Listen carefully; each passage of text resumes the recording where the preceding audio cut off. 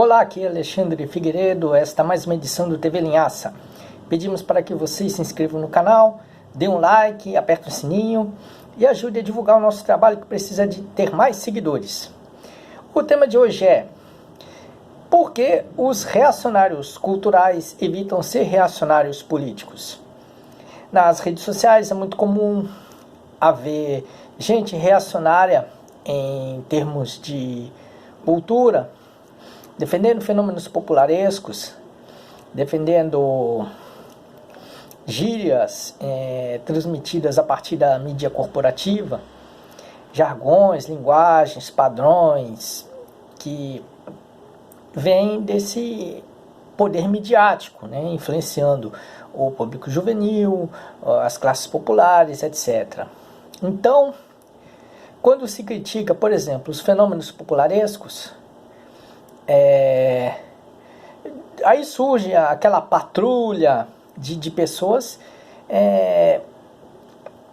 esculhambando quem discorda do que é estabelecido, do que está na moda. Pessoas assim que às vezes vêm até com ataques em série, que é o chamado gado digital, a milícia digital que vai promover linchamento contra quem, por exemplo, critica um fenômeno, uma moda, um modismo, assim, um nome de sucesso. E por que então esse reacionarismo, que equivale muito ao dos bolsonaristas, no entanto, faz com que essas pessoas evitem assumir um reacionarismo político. Aí eu mesmo fui vítima do caso do professor e historiador de Minas Gerais, Eugênio Arantes Raggi, que era um cara meio com aquela linguagem irônica, meio gozador, como se fosse o velho da van da historiografia brasileira. Quando ele estava despejando o seu reacionarismo contra o comentário que eu fiz, questionando a validade do pagode romântico, eu comparava esses comentários reacionários dele, que estão presentes no meu livro Esses Intelectuais Pertinentes, que está à venda na Amazon. Então, eu comparei os comentários do Eugênio Raggi ao Diogo Mainardi, e naquela época também o Reinaldo Azevedo estava mais reacionário. Eu também comparava isso a ele, né? Hoje podemos dizer que está nos parâmetros do velho da van. Só que o Eugênio Raggi, ele que é muito famoso lá em Belo Horizonte, né? Ele que com seus comentários hidrófobos, zombeteiros, tudo mais nas redes sociais, ele posava de um pretenso esquerdista, né?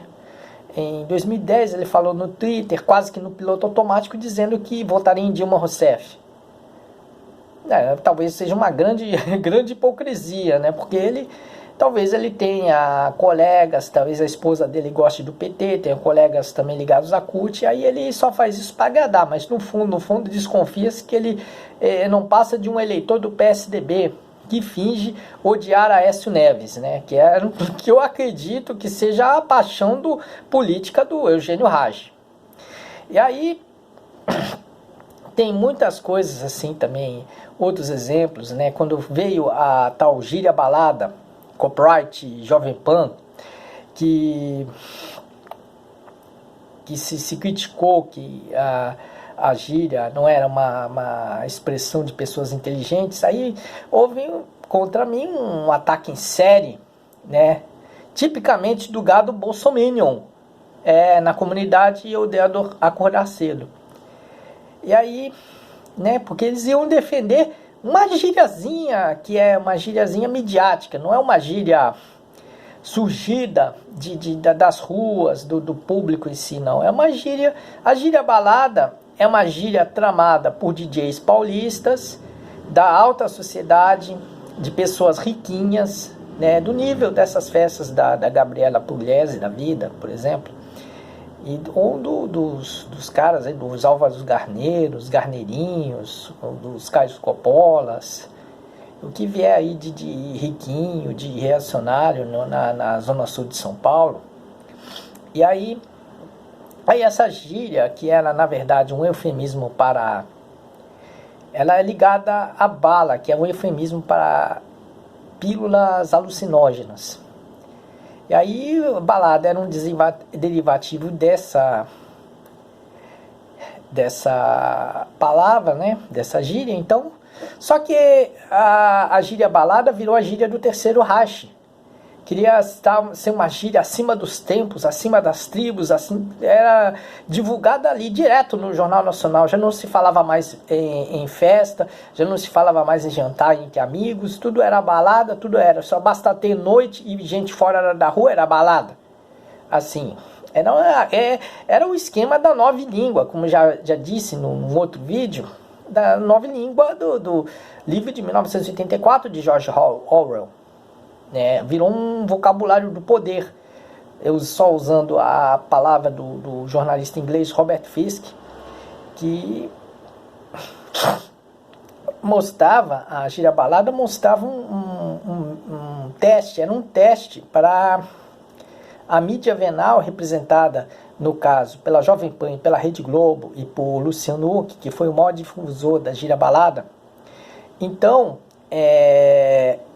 aí foi um exemplo assim, do que é o reacionarismo cultural juvenil. Só que esse pessoal não se assumiu na época de direita, né? Tinha um jeito hidrófobo semelhante ao dos bolsonaristas, ou quando muito ao dos tucanos mais ferrenhos. E aí, mas aí tinha até um cara com pinta de pit boy, que na comunidade eu dei a acordar cedo, que mentia dizendo que era seu perfil no Orkut era de esquerda liberal. Mas era um tipo de cara que se vê claramente que era um cara de direita. Como naquela época Lula ainda tinha um carisma muito grande, houve a época dos pseudo-esquerdistas. Talvez isso explicando que o reacionarismo cultural não se refletiu no reacionarismo político, pelo menos aberto. Tem muito pseudo-esquerdista aí, muita gente que só quer ser de esquerda porque quer parecer descolado, quer parecer, como se diz, parafrentex, tudo mais. Mas no fundo não passa de um reaça doentio, à maneira de um Paulo Cogos da vida. E aí, por que será que não há um reacionarismo cultural assumidamente reacionário? Porque, principalmente nas redes sociais, houve inclusive um antigo protocolo social, que nunca é declarado, nunca é formalizado, é algo inconscientemente determinado e seguido, que é o seguinte, que o jovem rebelde, ele tinha que ser de esquerda, né? Tinha que odiar o imperialismo, tratar o George W. Bush como se fosse a vidraça, idolatrar Ernesto Che Guevara, tinha umas coisas assim nos tempos do Orkut, né? Hoje a coisa diminuiu e de 2015 para cá o reacionarismo tornou-se mais aberto, embora tenha também os seus pseudo-esquerdistas posando agora de antibolsonaristas, né? Então, eu vi também casos dos fãs de Zezé de Camargo e Luciano que no Orkut perseguiam quem não gostasse da dupla. Bastava fazer uma crítica, eles patrulhavam, se perseguiam, ficavam rastreando. Só recentemente, Zezé de Camargo e Luciano se assumiram aicistas, bolsonaristas, tudo mais, mas eles fingiam, talvez fosse até uma pegadinha, fingiram ser esquerdistas, só porque deram um voto para Lula, um voto condicional, um voto crítico, que foi superestimado e fez com que as esquerdas se enganassem, pensassem que o Zezé de Camargo e Luciano era símbolo do esquerdismo cultural brasileiro. né? Embora eles dificilmente pudessem ser confundidos como MST, né? Porque o Zezé de Camargo e Luciano são ligados ao agronegócio, são ligados aos latifundiários, assim como os Chitãos de Choró. Os Chitãos de Choró são latifundiários. As esquerdas tentaram cortejar os Chitãos de Choró, mas quebraram a cara e tiveram que desistir. Vendo eles ali, ao lado do Zezé de Camargo, Luciano e Leonardo, que é outro bolsonarista, aí não dá, né? Não dá pra fazer aquele esquema meu sertanejo favorito, com as esquerdas adorando os Chitãos de Choró. Ainda mais cantando evidências de outro bolsonarista, José Augusto. Mas então, o que ocorre é porque é o seguinte: o reacionarismo cultural, ele precisa vestir a capa do progressismo político, ou da isenção política, quando é o cara que se diz não ser de esquerda nem de direita. Por quê? Porque é muito reacionarismo acumulado, então cria uma reputação negativa. Então, e também o reacionário cultural, ele não quer virar vidraça. Ele sabe ali que tem muito bolsonarista apanhando, muito reacionário assumido apanhando. Aí ele não pode fazer isso, ele tem que parecer um pouco mais na vanguarda e fingir que é um cara moderno, ou é um isento, ou é um vanguardista, ou é um progressista, puxar o saco do Fernando Haddad, puxar o saco do esquerdista que for, ou, quando muito, sem ser um esquerdista, ficar esculhambando o direitista da moda. Se a moda é falar mal de Aécio Neves, o reacionário cultural vai falar mal de Aécio Neves, embora ele sentisse uma paixão política secreta por ele.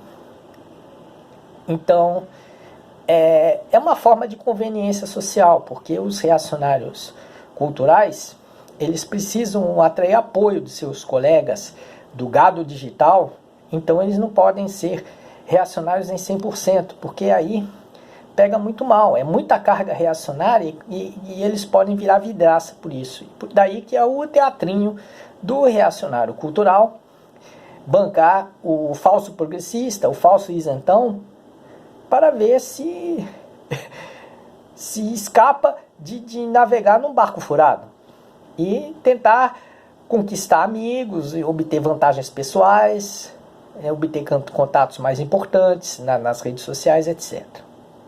Bom, então é isso. Ficamos por aqui, desejando a todos uma boa sorte. Fiquem em casa, não saiam para a rua a não ser quando necessário. E ajude a divulgar o canal TV Linhaça, que precisa de mais seguidores. Bom, uma boa sorte. Até lá, até mais.